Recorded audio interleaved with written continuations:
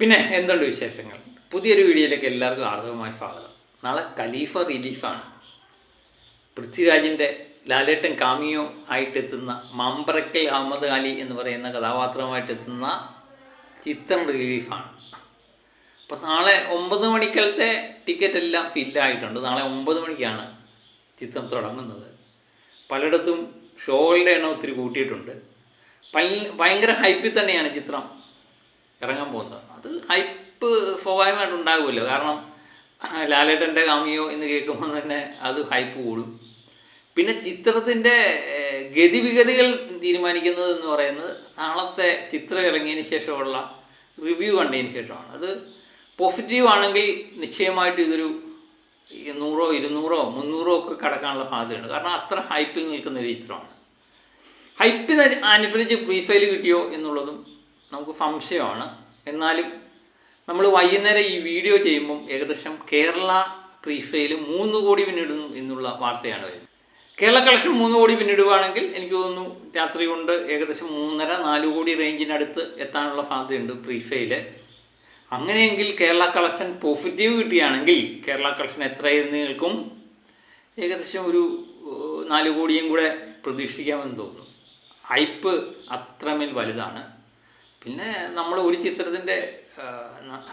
ചിത്രത്തിന് ഇപ്പോഴത്തെ അവസ്ഥയെന്ന് പറഞ്ഞാൽ, ഒരു ചിത്രത്തെ സംബന്ധിച്ചുള്ള അവസ്ഥയെന്ന് പറഞ്ഞാൽ ആദ്യ ദിവസത്തെ ഷോ കണ്ടു കഴിഞ്ഞാൽ നമുക്ക് മനസ്സിലാവും ആ ചിത്രം എങ്ങോട്ടാണ് പോകുന്നതെന്ന്. ഒന്നുകിൽ ഹൈവി പോസിറ്റീവായിട്ട് മാറും, അതൊരു വമ്പൻ കളക്ഷനിലേക്ക് നീങ്ങും. അല്ലെങ്കിൽ ടമാർ പട എന്ന അവസ്ഥയിലേക്ക് മാറും. കാരണം ഭൂരിപക്ഷം ആൾക്കാർക്ക് ഇഷ്ടപ്പെട്ടില്ലെങ്കിൽ പിന്നെ അവസ്ഥ 2 ദിവസം കൊണ്ട് ആ ചിത്രം വാഷ് ഔട്ട് ആവുന്ന ഗതികളിലേക്കാണ് മലയാള സിനിമ പോകുന്നത്. കാരണം കൊള്ളത്തില്ല, ഈ 2 വാക്കിൽ ആശ്രയിച്ചിരിക്കുകയാണ്. പണ്ടാണെങ്കിൽ ആവറേജ് ഉണ്ടായിരുന്നു, ബിലോ ആവറേജ് ഉണ്ടായിരുന്നു, അല്ലെങ്കിൽ ഹെവി പോസിറ്റീവ് എന്നൊക്കെ പറയും. ഇപ്പം അങ്ങനൊന്നും ഇല്ല. ഇപ്പം കൊള്ളത്തില്ല എന്ന് 2 വാക്കിൽ മാത്രം ഒതുങ്ങി നിൽക്കുന്ന അവസ്ഥയാണ്. അതുകൊണ്ട് നാളെ രാവിലെ കൊണ്ട് തീരുമാനിക്കും ഈ ചിത്രത്തിൻ്റെ അവസ്ഥ എന്താണ്.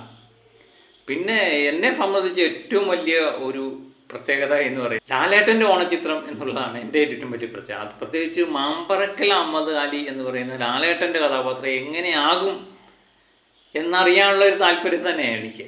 കാരണം നമ്മുടെ മനസ്സിലൊരു രൂപമുണ്ട്. നമുക്ക് കാണാൻ പറ്റിയത് ലാലേട്ടൻ്റെ ആ മോതിരവും ആ ചുരുട്ടും ഒക്കെയാണ് കാണാൻ പറ്റിയത്. അതൊക്കെ വലിച്ച് ലാലേട്ടൻ വരുമ്പം ഒരുപക്ഷെ തിയേറ്ററിൽ കുലുങ്ങാനുള്ള സാധ്യതയുണ്ട്.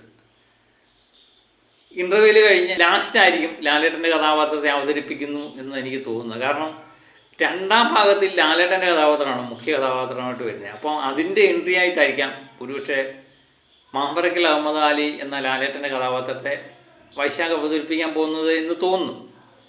അത് നമുക്ക് കാത്തിരുന്ന് കാണണം. പക്ഷേ ഇൻ്റർവ്യൂവിൽ കഴിയുമ്പോൾ എല്ലാവരും ലാലേട്ടനെ കാണാൻ വേണ്ടി ഇങ്ങനെ കാത്തിരിക്കും. ലാലേട്ടൻ്റെ വീണ്ടും ഒരു കാമിയോ അത് തിയേറ്ററിൽ കുലുക്കുമോ എന്നറിയാൻ വേണ്ടിയാണ് നമ്മൾ കാത്തിരിക്കുന്നത്.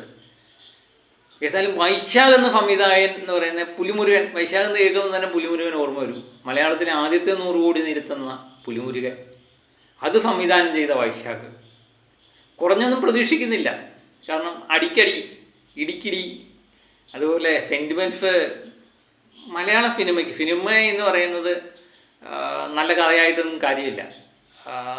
അതിനകത്ത് സെൻറ്റിമെൻറ്റ്സ് വേണം, അതിനകത്ത് കോമഡി വേണം, ആക്ഷൻ വേണം, ഡയലോഗ് പ്രസൻറ്റേഷൻ, അങ്ങനെയൊക്കെയുള്ള പല കാര്യങ്ങളും ഒന്നിച്ച് ചേരുമ്പോഴാണ് ഒരു സിനിമ വൻ വിജയമാകുന്നത്. അത് കൃത്യമായിട്ട് യോജിപ്പിക്കാൻ വൈശാഖിൻ്റെ ചിത്രങ്ങൾക്കെല്ലാം കഴിയുന്നുണ്ട്. അതുതന്നെയാണ് നമുക്ക് ഏറ്റവും വലിയ പ്രതീക്ഷ നൽകുന്ന കാര്യം. പിന്നെ നമ്മുടെ പൃഥ്വിരാജ് എന്ന് പറയുന്ന യുവനടൻ ഏറ്റവും പ്രതീക്ഷ ഉണർത്തുന്ന നടനാണ്. പക്ഷേ കുറച്ച് നാളായി അദ്ദേഹത്തിൻ്റെ ചിത്രങ്ങളെല്ലാം തികഞ്ഞ പരാജയമായി മാറുന്നു. അതിനുശേഷം അദ്ദേഹം നിർണായകമായ ഒരു മുഹൂർത്തത്തിലൂടെയാണ് ഈ ഓണക്കാലത്ത് കടന്നു പോകുന്നത്. അപ്പം ഖലീഫ എന്ന ചിത്രം അദ്ദേഹത്തിൻ്റെ തലക്കുറിയും ഇടുന്ന ലക്ഷണമാണ്. കാരണം ഇനിയൊരു ചിത്രം കൂടി പരാജയപ്പെട്ടാൽ അദ്ദേഹത്തിൻ്റെ ഭാവി തന്നെ ഒരു പക്ഷേ അവതാളത്തിലാകും. പിന്നെ തിരിച്ചു കയറി വരും, എന്നാലും ആ മാർക്കറ്റ് ഒന്ന് ഇടിയും 100% ഉറപ്പാണ്. അദ്ദേഹം ലാലേട്ടൻ്റെ ചിറകിലേറിയാണ് വീണ്ടും ഉയരാൻ വേണ്ടി ശ്രമിക്കുന്നത് എന്നുള്ള ഏറ്റവും വലിയൊരു പ്രത്യേകതയുണ്ട്. മറ്റന്നാൾ വേറെ ഒരു പടവും റിലീഫുണ്ട്. 21-ാം തീയതി നിവിൻ പോളിയുടെ ചിത്രം ബെഥലഹേം യൂണിറ്റ്. അതും കുടുംബ പ്രേക്ഷകർ വളരെ പ്രതീക്ഷയോടെ കാത്തിരിക്കുന്ന ചിത്രമാണ്. അതുമായിട്ട് ബന്ധപ്പെട്ട മറ്റൊരു വീഡിയോ ഞാൻ ചെയ്യാം. ഏതായാലും ചിത്രം ബുക്ക് ചെയ്തവർ കമൻ്റായിട്ട് ഇടുക. അപ്പം നാളെ 9 മണിക്കാണ് പടം റിലീഫ്. ഏകദേശം 11 മണി 11 12 മണിയൊക്കെ ആകുമ്പോൾ വീണ്ടും നമുക്ക് റിവ്യൂ ആയിട്ട് വരാം. ചിത്രം കണ്ടതിന് ശേഷം ഞാൻ എൻ്റെ അഭിപ്രായം പറയാം. നാളെ 9 മണി കഴിഞ്ഞ് നമുക്ക് ചിത്രവുമായിട്ട് ബന്ധപ്പെട്ട മറ്റൊരു വീഡിയോയുമായിട്ട് വീണ്ടും ഞാൻ എത്താം. എത്തും വരെ ഓക്കെ ബൈ.